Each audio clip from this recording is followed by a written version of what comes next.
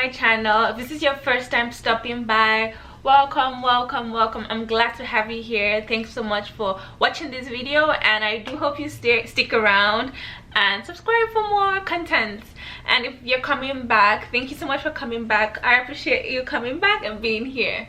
As you can see from the title of this video, today's topic is condo versus single family homes. This is one of the questions I get like every time from my first time home buyer clients, wondering what they should invest in. And honestly, there's no wrong or right decision or wrong or right answer. It just depends on your lifestyle.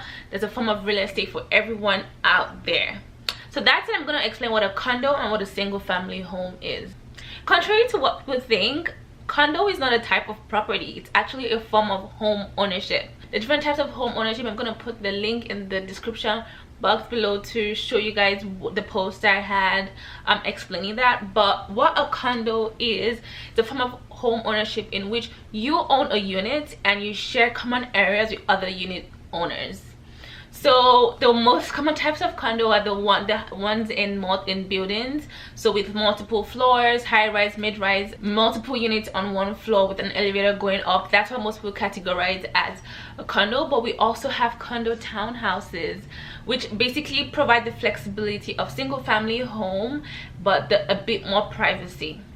That said, what is a single-family home? A single-family home is an umbrella name given to freeholds like detached homes, semi-detached homes, townhouses, or row townhouses. I'm going to use 4 main points to compare them: price, convenience, limitations, and security. So in terms of price, depending on your location, depending on the size you're buying, depending on the type you're buying, in general, condos tend to be a bit cheaper than single family homes. But like I said, it does depend on where you are. For example, in January 2021 in Toronto, the average condo is $600K, while the average detached home is $1.2 million. That's a huge gap. That's ×2 basically. But then again, with privacy comes the cost. Some condos in Toronto are $1.2 million or even more. So it's just an average price point. Everything comes down to what you're looking for. Detached homes in general are the most expensive, then semi-detached, then townhouses.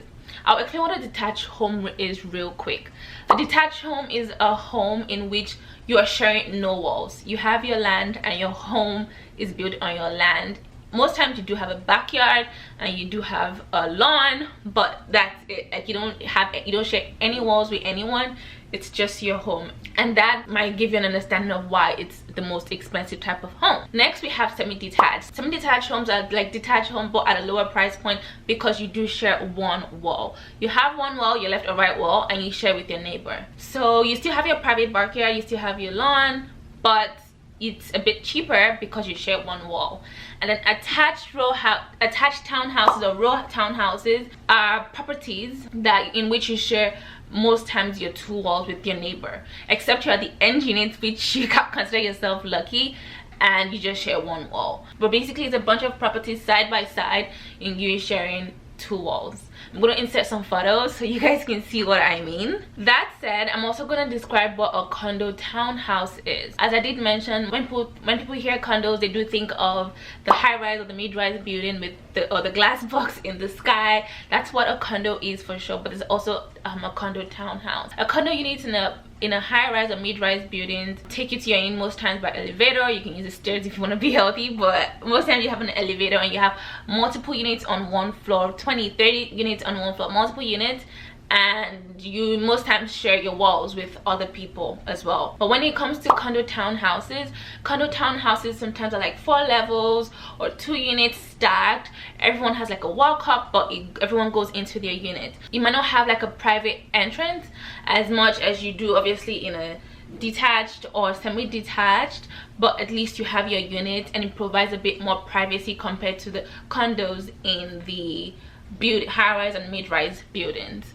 Next, we have convenience. I think this is the biggest difference between both types of properties. With condos, you get a concierge, which sometimes takes your mail to get your packages, so you don't need to worry about that. You have an elevator, you have a garbage chute on your floor. You just go dump your garbage, recycles, organics, and garbage all down the chute, and that's it. You don't have to worry. You don't have to worry about snow removal. You don't have to worry about plumbing. You don't have to worry about fixing your roof.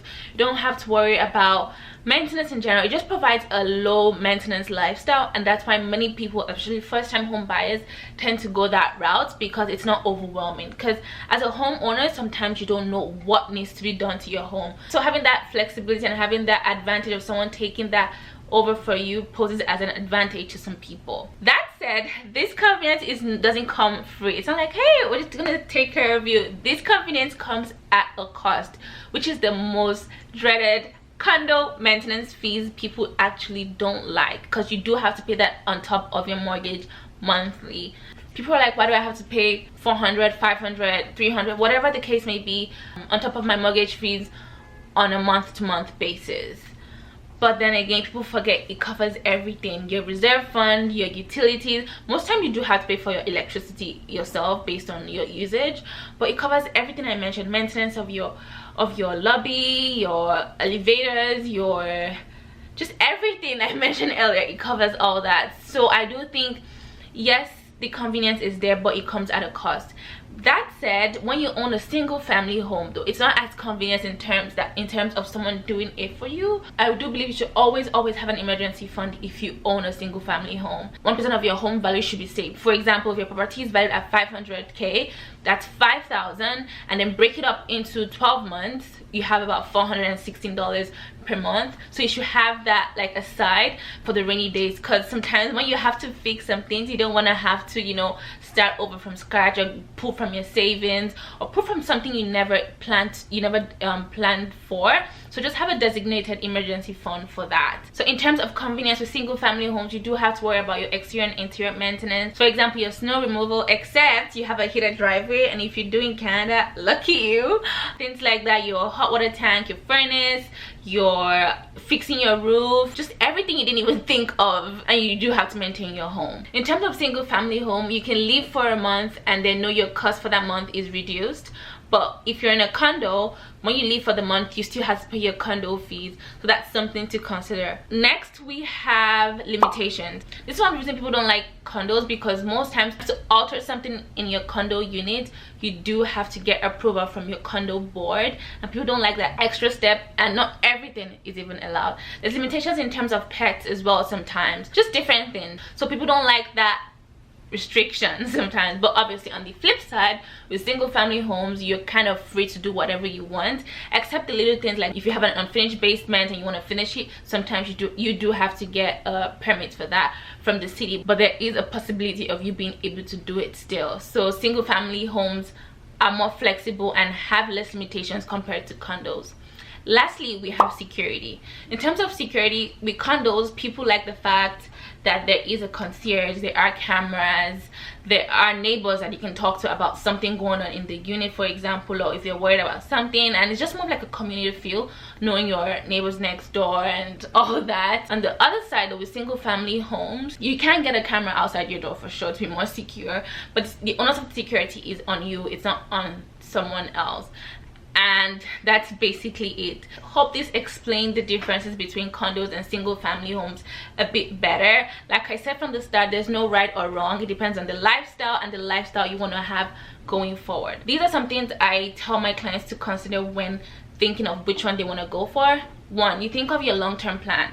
What kind of lifestyle would you like to live in the next 3 to 5 years, for example? You can always buy a condo, live in it for 3 to 5 years, move into pull equity from it, and move into a single family home that's bigger and more spacious, for example, and then rent out your condo. Also, don't want to buy a condo and then get frustrated with the space in the next 1 to 2 years because it's too small. So you have to think of long term, like the next foreseeable at least 3 to 5 years. What do you see yourself, where do you see yourself living, how much space do you see yourself having? So things like that are things to consider. Another thing to consider is the price point of the location you're based in. For example, internal, it might be easier for you to get into a condo than to get into like a detached or a semi-detached home, but based on the stage of life you're at. Another thing to consider is your privacy as well, the amount of privacy you want to have. Do you want to share your walls? Do you want to share elevators? Do you want to share? Do you want to stand alone? Do you want to have a backyard? Do you want outdoor space? Most condos don't provide the outdoor space, like greenery outdoor space people get from single family homes, and not every condo allows you to barbecue, for example, in the summer. So little things like that, your lifestyle, the kind of space you want, the amount of privacy you want, these are all things you should consider for at least the next 3 to 5 years, and then make a decision that works for you. So that's it. I'd like you guys to comment down below which you think you prefer. Are you team condo or team single family home? That's it. I hope you guys enjoyed this video. I hope it was informative and educated you guys a bit more on the differences between a condo and a single family home. If you guys have any more questions, put them in the comment section below and I'll be sure to get to them. Share this video with someone that is thinking of buying their first property. And if you have any questions, let me know. If you like this video, please give it a thumbs up. Thank you guys so much for watching. Don't forget to subscribe, and I'll see you guys in my next video. Bye.